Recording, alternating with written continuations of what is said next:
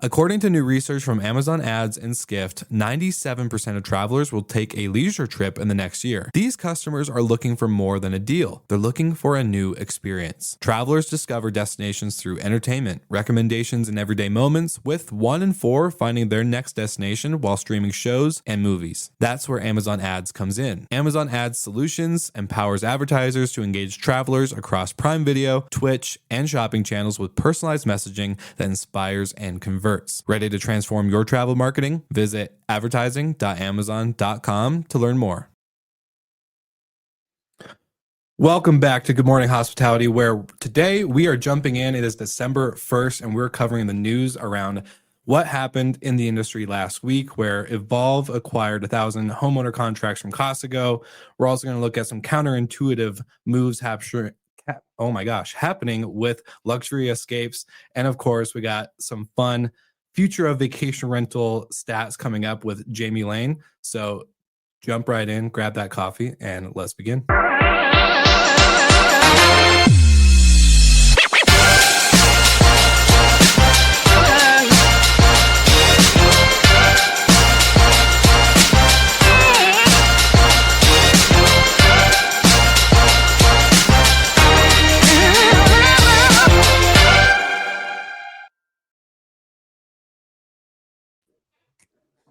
Good morning. You can't beat me. I know. I never can. You're too fast. You're too fast, Brandy. Good morning. Happy Monday, December 1st. We're at the final stretch of the year. I know. I can't actually believe it's December 1st. That's. I feel like just yesterday it was the beginning of 2025. Yeah. Anyone else have an elf visit them this morning? First day of December? No. Yeah, Michael's nodding his head. And one of those, I forget what they're called, little houses with all the numbers on them and put Advent calendar. Yeah. Advent calendar. That's it. Yep. So Christmas season is here. The tree is up. The turkey's gone. Thank goodness. Who's blasting Christmas guys? Music already? Yeah, that's definitely happening.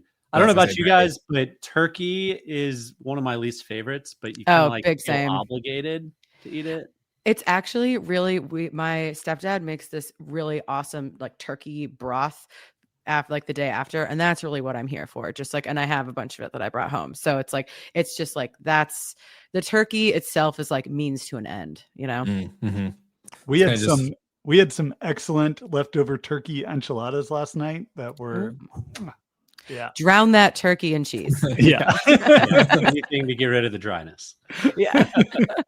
Pretty much. Well, starting with a new month, a new podcast intro for all of our live viewers. So shout out to the internal team at Skift that helped make that new video. You guys like it? What do you think? Yes, yeah, no? Nice and fresh. All right. Yeah. I was like, all right, we're getting freshened up a little bit here. But I'm excited for today's episode because there's I think we're going to get a really good, juicy Brandy rant. So I'm pretty excited about that. Get ready for the clips to come out on that one. And to also dive into some strong opinions, I would say. But is this how I get canceled? Yeah, this is it. This is how we end the career of Brandy Canale. Just kidding. But before that, give me one highlight from Thanksgiving. Give me one outside of the food and the dried turkey. I need one. Brandy, I know you had quite the winter experience with the camp. I was in the Adirondacks. We had a lot of snow, and my highlight definitely was playing over 12 games of Catan with my brother-in-law and my sister. We just like constantly going. There were other games played with other members of the family, but the three of us, my brother-in-law's wife, my sister, called us menaces. She was like, at any point, we were just listening to disco and playing Catan. So I like that. That was my highlight. Great combo. I like that. We had a bunch of my college friends over and family, cousins, all that on Saturday. So good to have a lot of old familiar faces back around. Yeah, old familiar. You call old? Call your friends old? Two of my college buddies are like gray, which is wild. Oh wow! There's a reminder of the march of time. Yeah. I only have one, but impressive. Jamie, how was Thanksgiving while also having a property that you're hosting guests at. Yeah. I was overall good. And Brandy, maybe you can relate to this. The expectations going to Thanksgiving when they're playing over $1,200 a night. Oh yeah. I felt like everything needed to go perfect. Like they asked me the day before how good my knives were. Do you have a roasting pan? Like, are they going to be able to cook a Thanksgiving meal in the house? Can I have a commercial kitchen, please? So I was like, and we were prepared for this. I'm like, I've got nice knives. You've got a roasting pan, all these things. That then they get there and it's like, well, are they going to think the knives are nice enough? Like, did they meet their expectation? And got the review last night, 5 stars. Let's They go. were so excited. They called out how great the kitchen was, how sharp the knives were, all the things. So that's amazing. I feel like I passed my vacation rental one-on-one test of hosting a Thanksgiving guest. I think going to a short-term rental or vacation rental for Thanksgiving is such a bold move, because that kitchen, like you're saying, is my standard of what is enough for Thanksgiving enough for these people. Thanksgiving is so complex and layered with people's expectations and their levels of cooking. Do you have a giant ricer that I can use? Does that come in the kitchen? Because how am I supposed to make those creamy mashed potatoes without it? Yeah, I don't know. If I'm going to a vacation rental for Thanksgiving, I might not be pre-making everything, but everything's prepared to go. It's popping in the oven prepared, not I need to start from scratch. Yeah. You're taking a very, very big and bold move for the holidays. Big risk. Yeah. Big risk. Yeah, big How risk. about you, Will? How was your Thanksgiving? What was your highlight? Oh, chill. I got to Summit. Well, so almost Summit. I turned around because the weather was getting really bad and it was fighting 35, 40 mile an hour winds. But I got to Summit Long's Peak, which was my first Class 3 mountain, which was really fun. So lots of scrambling, lots of fun up in the mountains. Can't complain. I'm this close though. I promise. I'm fighting every urge in my body to buy a camper van and just hit the road, so it's the next step in your evolution. It is. I was on Facebook Marketplace too much last night and was so close to doing it. I was like, all right, I gotta stop. I gotta chill. You'll need a podcasting tent. 100%. Yeah. Yes. It's the extension of the tent. Yes, 100%. But thankfully no camper vans were purchased during this long weekend, and it was nice and relaxing. And I'm also making more homemade meals now, because you guys know how notorious I was for Uber Eats. And let's just say my homemade French fries are crushing. So nice. Yeah. Anyways, let's get into the first topic of today, which I think is going to be a pretty short one, but I know we all have some pretty strong opinions. And so coming up on the agenda, we had Evolve acquire over 1,000 owner contracts from Costco. Kind of an no-brainer move, because this was from Vacasa's brand called Guestworks, which is more of an Evolve model already, so not under the full operation and management agreement that Costco really wants and strives for. So when you guys saw this, thoughts, comments, questions, concerns? I didn't have a ton of, I might be the least controversial maybe here. I thought this is just a kind of logical next step in the industry trying to digest this acquisition or this sale. And, we saw Avari being formed to become another franchise. So I wasn't totally shocked. Yeah. I think I'd love to know the multiple on this one, because how many buyers are there out there? There's Eric Brion's company and there's Evolve, and I'm guessing it was a very low multiple sale for this one, in what should be a probably fairly high multiple business, because it's not very hands-on and labor intensive. But I guess my only comment would be that they sold it, they got rid of it, it's off their books. Good for them, good for Costco, no matter what price you got for it. And my guess is Evolve got it for a heck of a deal. So it's a win-win all around. I'll say this. I was going to say congratulations on Costco I'm keeping the focus of, I'm sure that could have been an easy thing to be we're generating a good amount of cash flow off of it. It's not too hard to keep the team that's operating it and keep it going. But in the sort of the season of focus, which I know I'm trying to get that whole model working. Like, congrats on keeping that focus and getting off the books. Well said, Jamie. The focus part, you never think about it until you get all the shiny distracting objects in front of you. Until we're at our predictions episode and then doing the reflection on that, being like, oh yeah, they didn't do that. 100%. And for any potential new listeners, our predictions episode, we do 2 a year. One in the beginning of the year where we actually make our predictions for that year. And then at the end in December where we revisit, see what we hit and what we missed. So just get ready because in about 2 weeks, I think, we have our revisit episode coming up where we're going to see what the 4 of us predicted and what came true and what didn't come true. I'm pretty sure Sonder and Vikas were part of our predictions, but TBD, we'll revisit. And if you are listening, go back to the old episode, give it a listen. Anyways, had to do it, guys. Sorry, the host in me had to.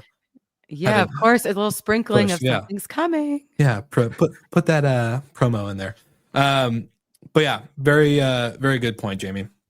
And so, should we move on to the next topic, or any more thoughts, comments, or questions, concerns? No, I think we'll just probably see a couple more of these happen, and Yeah. Give me a guess. How many more acquisitions do you guys think we'll see in the following month? Well, if we're talking, a month. I don't know about month. Do you think we'll see anything, any type of transactional activity? I feel like Michael might have something to say. No, not in December, but I thought you were going to say next year, and I was going to say at least 50. 50. Minimum of 50. Just not that bold of a prediction. I'll say that. Yeah. Well, Michael's I think this perpetual consolidation is coming prediction. Yeah. Hey, it is, isn't it? It sure is. It's here. Something that's happening like underneath like the radar, and we can maybe see in a 6 months or something, but all the companies that are snapping up Sonder's inventory, like that's not going to be an acquisition, right? They're just kind of like contacting landlords to pick up those buildings. So, in 6 months, we can go and see who's grown the most, who's taken some of those. I can't wait to see who has 17 West. That was one we were really after in Miami in the early days. So excited to see who has that now. 100%. I'm sure Jamie's tracking all of that with all of his stats and data metrics stuff. The number of requests I've gotten to send the list of all the Sonder addresses was high. I was going to say. I love it. And hello, Mia, for those who are watching. Brandy has made a special guest appearance today. Yeah. So shout out. She's just, there she is. Yeah. And I wouldn't be surprised if we hear some more Costco announcements, right? Like, they said, and after the acquisition, they're going to be getting rid of those, their markets. And they got rid of this sort of 1,000 listings, which were spread out across. We already heard what it was a few weeks ago of one of the big swaths of markets sort of get acquired. So, and probably some more. I feel like instead of, a company acquiring a market, like a big market or a big chunk, I think the Avari model of like someone raising funds to create a company to become a franchise might be the way to go. I don't know how many people are going to be able to take on that many units. Yeah, it's a foreign concept to most of us on this podcast. The 0 to 1 phase is the fun part, and we like it a lot, but a lot of people don't. And so raise money, buy an established book of business, and be able to run from there. So I get it, but it's just not in my nature, unfortunately. It's the PE play. The PE play. Yeah. 100%. Well, moving on to a new topic, and the reason why I picked this one as a story to highlight on today's episode is because I love when brands go against the grain, and for me, this is a big anti-AI move in some degree. So shout out to Luxury Escapes, who is betting big on brick and mortar for their travel business. I'm a fan of this, like I said, just because as everyone's going all in on AI, and I don't think AI is very great right now. The quality and the value is very low. People are still craving the human connection, and people are still craving like expertise.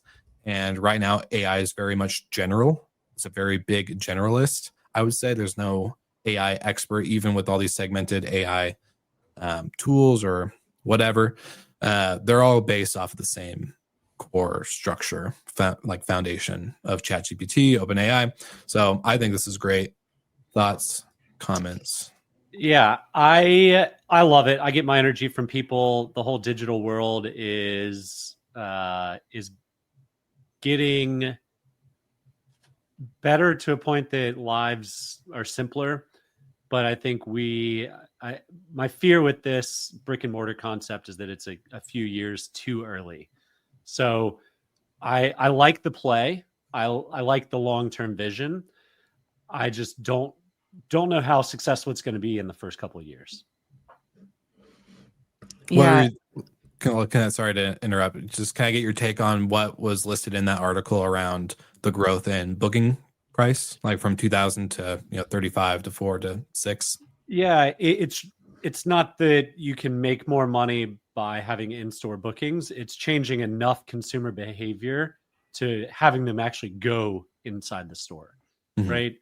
I love the concept of someone giving us ideas on places to go, and I loved the reference of Google AI is going to give everybody the same hidden gems, and they're no longer hidden because that's all Google can crawl and see and find. But having an actual human saying, well, you might not want to go to Paris. Why don't you try Budapest instead? And having just a shift of mindset. But I think they're going to have to fight the battle of changing consumer behavior, which is a very challenging thing to do.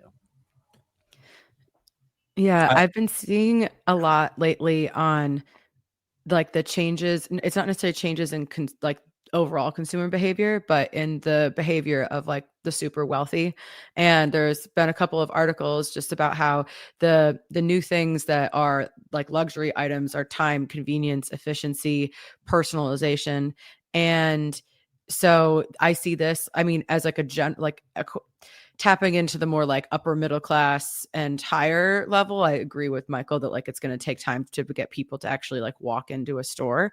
But for ultra luxury, I think that people are already like that class already wants to pay for the efficiency, although maybe even walking into the store is below that. So maybe this is falling like up in between both of those like consumer classes.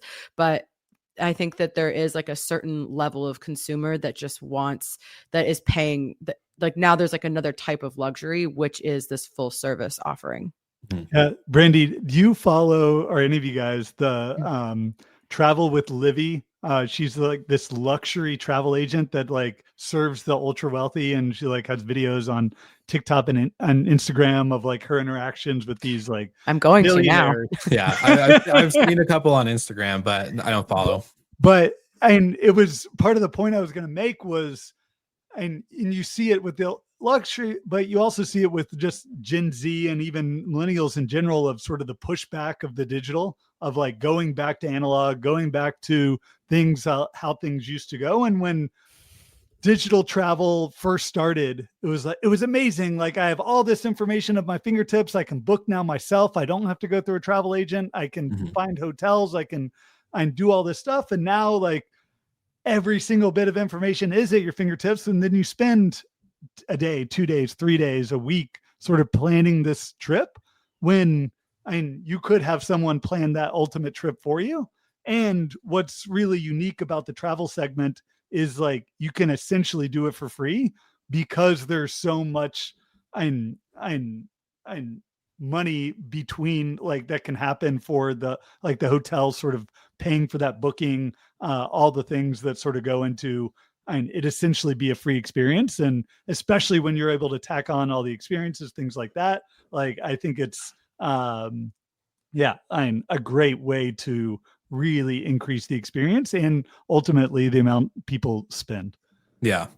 No, I was going to say like the kind of on the consumer behavior point from Michael is kind of what you were just saying, Jamie, where I feel like the consumer behavior is actually seeking this type of in-person experience, where in our Mic Check newsletter last week, we featured an interview from Invest Like the Best. And it was Ari Emanuel, who's the owner of WWE, UFC, all these big live event type of experience companies.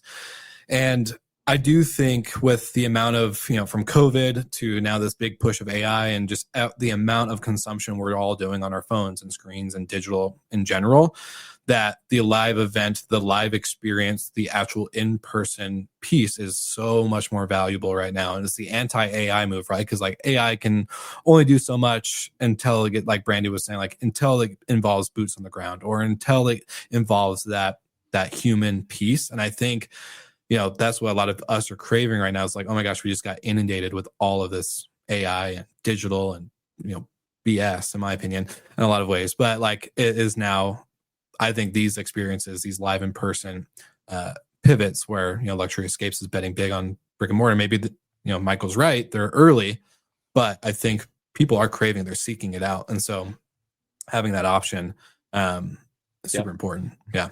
I think you're spot on. And Rafet had a great post about this over the holiday break, where Skift is leaning more and more into the human aspect and the personal touch and getting people together. I think that is spot on and accurate. I think it's a little bit different in the booking process of actually going somewhere and consulting with another human. Especially where inspiration comes from. Inspiration comes from digital. It comes from Instagram. It comes from social media, etc. The only other thing I'd say here is I'm with you 100% on the kind of fatigue of travel planning because it's so much information now. But I'll go back to the all-inclusive was wonderful. Like just 0 decisions. I had never done one. I can't say enough about how enjoyable of a vacation it was to not make any decisions and not have to plan cars and dinner reservations and yada yada. So I'll leave it there. Are either of you guys getting a bunch of like Instagram ads on Fora Travel, the Fora Travel Advisor? I've seen it before. I just got inundated with all the things I want to buy for Black Friday. So it's kind of Bombas is really trying to get me to buy socks. But I have seen them. Okay. Yeah, no, I was only asking because I feel like I'm getting targeted every other reel against travel advisories, and it's always Fora. So anyways. Yeah. Well, speaking of being inundated with data and information, Jamie, I feel like you have a stat of the week for us. Yeah. And so I'm going to give this stat and we're going to try something new where people, and you guys are going to guess. And then we'll also have people sort of put into the comments, YouTube, LinkedIn, wherever you're listening. And we'll see if anyone can guess it. So this week I'm starting early or easy. So we should be able to get this one. Now I'm nervous. The stat of the week is 75.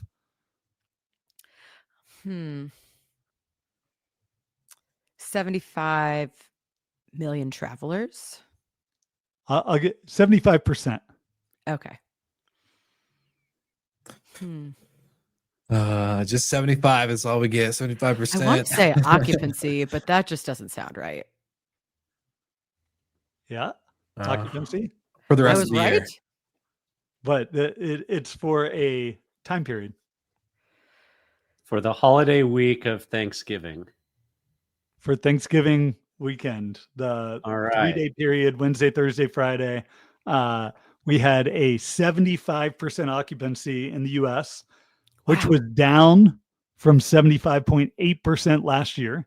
Wow. So we had demand up about 2.5%. We had supply up about 3.5%, which means occupancy fell. And then for bonus points, who can guess which market had the highest occupancy during the Thanksgiving weekend? We'll end. No one's going to guess it.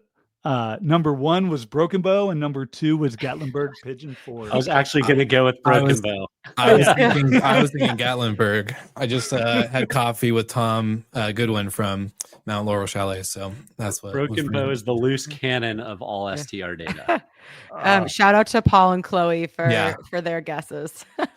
Chloe, I feel like it's cheating. She's on the PR team of AirDNA, so Chloe will give you an honorary one. But just joking, Chloe. You're amazing. You can always guess, even though insider trading. Just joking, guys. No, that's good. Smoky Mountains. Yeah, Paul was guessing Smoky Mountains. Oh, Yeah. Chloe guessed Orlando. I don't know why I Maybe didn't she guess doesn't Orlando. know it Yeah, all. Maybe yeah. she's not getting the All right, inside. all right. I only pulled the data this morning. Okay. We only finalized it last night. So yeah, no one knew. All right, Chloe, sorry. I'll take it back. I take it all back. I was wrong. Final story of today is where we saw this article come out on FocusWire, where outlining the trends, the challenges, and the future of vacation rentals. Eric and let me pull up my notes because I forgot the other guy's name. Sharad. Were basically interviewed by Abby at FocusWire about what's kind of the outlook and future of vacation rentals. And I'll be honest, I was expecting a lot more from the interview. Did not get a ton of new bites or nuggets, but what do you guys think? Well, I had some really strong feelings before we went live. um, I I think that these conversations, I mean, you have people that are, I mean, kind of like adjacently related now to the industry. Mhm. And like Sharad is now the CEO of a tenant screening company and was ex Airbnb. But like, what about people that are actually operating these companies? There were just I feel like the takeaways are things that we've been talking about as an industry for like a decade, like more professionalization. There's, if you have a bigger Consolidation, group, standardization. yeah, you have a bigger group, there's higher pain points. Like, yeah. And I maybe this is just my operator defensiveness coming up, but it's like, okay, the people that are at many times like dropping the ball. You have some hosts who aren't professional, who don't have all the tools, and maybe they're dropping the ball. Although some professional hosts have very, very high review scores. But then when you get to the professional side, you standardizing and is way more difficult than I think people give it credit for. If you have, let's say, a 500 home portfolio across, a pretty large geographic area, how are you making sure that your inventory, that at your pillows, that everything is absolutely the same everywhere without increasing the labor costs? Because you need someone to physically go and check all of those things. You have all the drive times. You have to convince owners that they have to do things.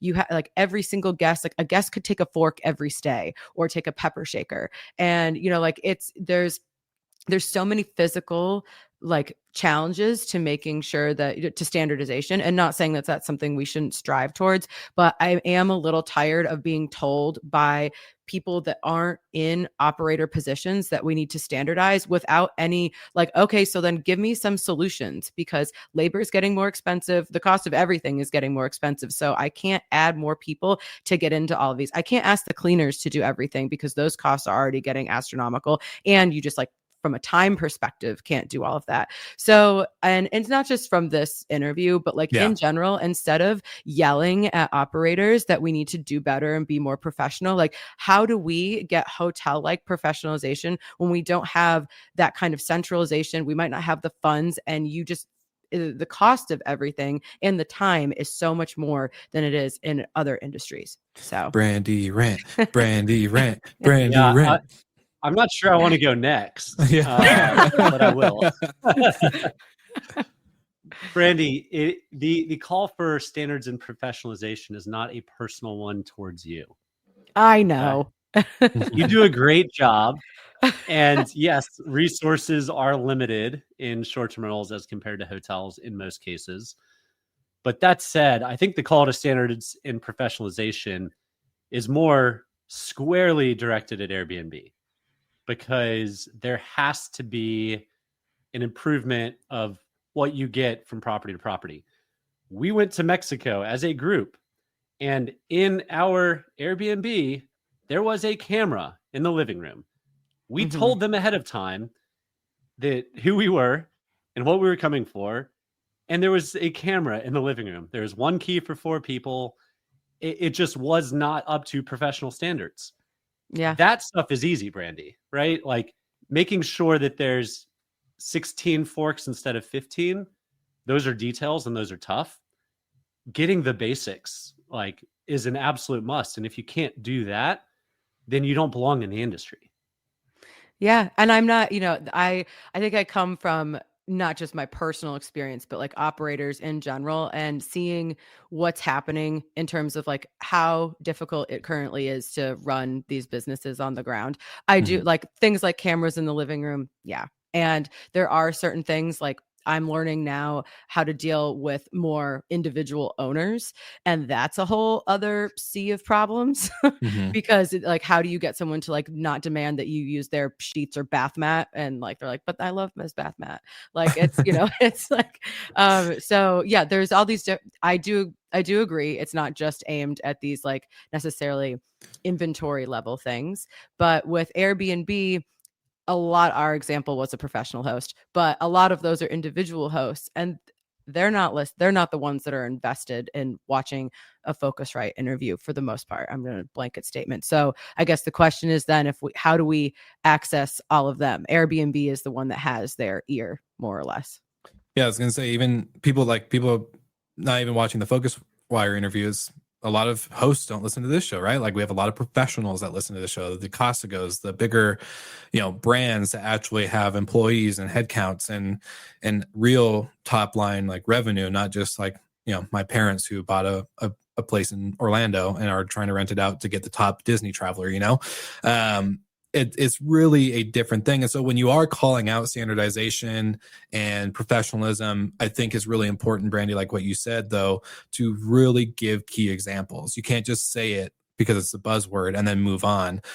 You have to actually hit, what does that look like? What does standardization look like in the kitchen, in the bedroom, in the bathroom, in the amenity space? Like, how is the guest experience communication, standardized? How is all of this really played out? Because I think when you're in a hotel, it's really easy because you're consolidated. You're in one building. You have people, face-to-face contact, easy communication with housekeeping, maintenance, etc. Versus, this was a big theme in our Good Morning Hospitality retreat last year with Horst Schulze, who spoke as a guest speaker and got to go over all these things. Is dispersed inventory. When you have it so widespread, even just in a city, right? Like you could be in Denver and have 100 properties spread throughout 20 miles, 30 miles. It can go pretty far. So it's really, yeah. Anyways, now I'm about to have a Brandy rant. So anyways, I just figured, yeah, I agree.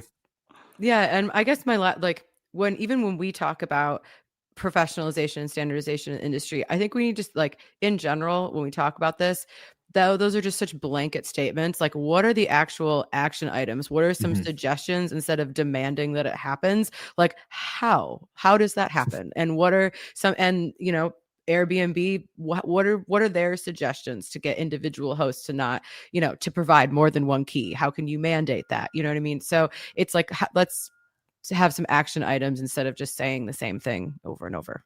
Agreed.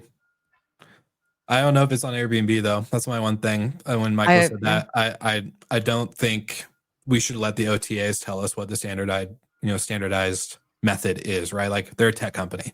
They should focus on tech and making what we suggest as the industry operators who are actually, owning, buying, managing these homes, taking care of the guests in good and in bad.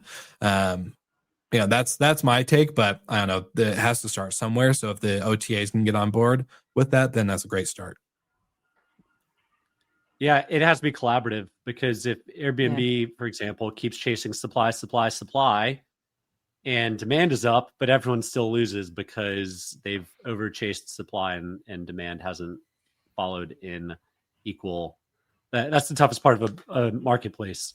Both sides of the marketplace have to grow at once. Well, and everybody's standards are getting higher and higher. Expectations keep increasing. So, you used to have to bring your linens to your vacation home. So, Yeah. I remember that. Bring your own towel. Yeah. Very true. Yeah. Cool. Well, this was a fun episode. Fun start of the month. December is already passing by very quickly. I can already see like half the month is gone due to the holidays. So what are you guys looking forward to this week now that we are outside of the Thanksgiving period? Brandy? I'm in just like absorption learning mode. I haven't started a new job in 10 years. So it's that's just trying to absorb as much as possible. So it's kind of like back to school. I love it. I love it. How about you, Jamie? What are you looking forward to this week? 'Cause I know Uh, Michael's going to be same old, same old. So yeah, I as wanna- soon as we hang up, I am headed to the airport, flying down to Destin, Florida for the DARM Data and Revenue Management Conference. So I've got, I think, 5 sessions this year. Wow. Uh, uh, and data 0 nerds. decks are complete right now. So I hope Amy and Rebecca aren't listening. But a lot of work to do on the way and on the plane. Well, while you're having fun at Darm, we're also going to be getting ready for December 5th for the World Cup stats to start dropping, so we can have another tracking spike, I guess, in bookings. Maybe a preview hint for next week's stat of the week. Exactly. Ooh. Exactly. Michael, how about you, my friend? Same old, just wrapping up. We got, I don't know what, 2 full weeks before people start really breaking for the holiday. So trying to get stuff done, wrap it up, and enjoy the holidays as much as possible. But yeah, I'm here just grinding away. Well, no flights, not this week. Nice. Love it. Love it. Well, for our listeners and viewers, December 17th is the last GMH episode of the year. That is the last episode due to, obviously, like Michael just said, everyone's going to be taking off for the holidays. Our hotel crew will be wrapping up their predictions episode that day. And so, yeah, we'll see you guys in the next year, which is going to be kind of crazy to actually all of us take a little bit of a break. It's going to be nice. Shout out to Skift for giving everyone the holidays off because I don't have to work for like 2 weeks. It's going to be great. Yeah, and enjoy the mountains. But until then, thanks for tuning in to our live viewers. Paul Manzi, as always, we love seeing your bright and shiny face. And thank you to Chloe for engaging this week. I'm sorry for calling you an inside trader. Please forgive me. And for all of our other listeners, thank you for tuning in. And we'll see you guys on the next episode.